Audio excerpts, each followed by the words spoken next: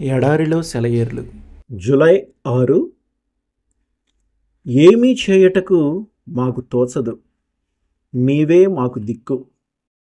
2వ దినవృత్తాంతములు 20:12. దేవుని నిబంధన మందసం మీద పడకూడని చేతులు పడినందువల్ల ఇశ్రాయేలులో ప్రాణ నష్టం వాటిల్లింది. ఆ చేతులు వేసిన వ్యక్తి మంచి ఉద్దేశంతోనే వేశాడు. గతుకుల బాటలో ఎద్దులు నడిచిపోతూ ఉంటే మందసం జారి క్రింద పడకుండా పట్టుకున్నాయి ఆ చేతులు. అయితే దేవునికి చెందిన దాన్ని ఆ చేతులు మానవ అహంకారంతో కలిగిన తొందరపాటు వల్ల ముట్టుకున్నాయి. వెంటనే నిర్జీవంగా ఆ శరీరం నేలకూలింది.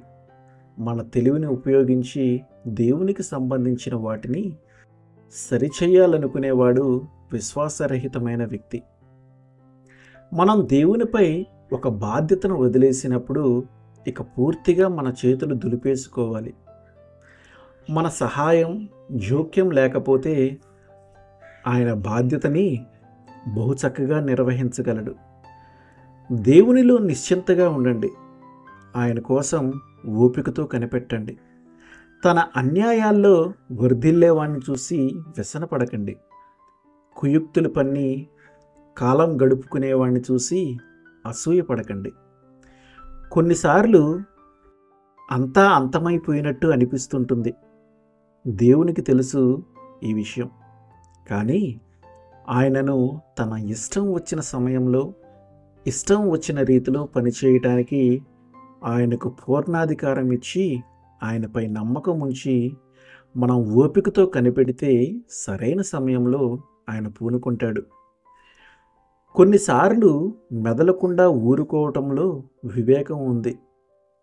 జోక్యం కలగజేసుకోకుండా ఉండవలసిన సమయంలో కింద మీద పడి పనిచేయటం కొన్నిసార్లు హానికరం కూడా. ఎందుకంటే తన సర్వాధికారంతో దేవుడు ఆ పనిని తన ఆధీనం చేసుకున్నాడు. నిర్ఘాంతపోయి విన్నవించుకున్నాను, ప్రభు సరిచెయ్యి దీన్నంటూ. నా తలకు మించిన పని ఇది. వేలు పెట్టే సాహసం లేదు. నా చెయ్యి వణుకుతుందేమో, వస్తువు జారిపడి పగులుతుందేమో, దానికి నువ్వే తగినవాడివి. సందేహంతో అడిగాను, ప్రభు వివరించు దీన్నంటూ. ఏది సత్యం, ఏది క్షేమ మార్గం, దేనివల్ల నాకు లాభం తెలుసుకునే తెలివి లేదు, వెళ్ళగలిగే దారి కానరాదు. నీకన్నీ తెలుసు, నాకు వివరించి తెలుపు. చిక్కుముడులు పడిపోయిన జీవితాన్ని ప్రభువు చేతిలో పెడితే ఇక ఆందోళన అక్కర్లేదు. ఆమేన్.